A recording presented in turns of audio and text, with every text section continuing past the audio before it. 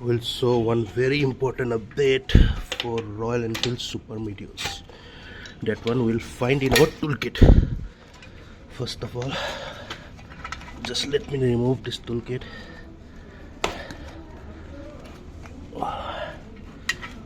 It's very difficult. 1 minute. Yeah, check this toolkit.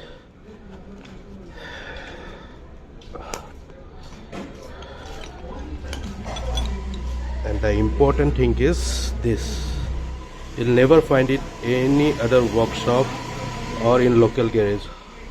Always keep this one handy, cause this helps you to remove the front tire like this. Okay, this one you'll find in your toolkit. If you're going to purchase a new Super Meteors, first check your toolkit. If this is not available, then go to the showroom guys, ask them and replace it immediately. Check this one, and this is the proper toolkit. You'll get all the spanners, all the Allen keys, everything will be there, screwdriver. But this is the important part.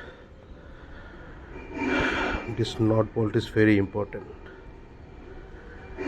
So thank you guys for watching, and please subscribe to my channel.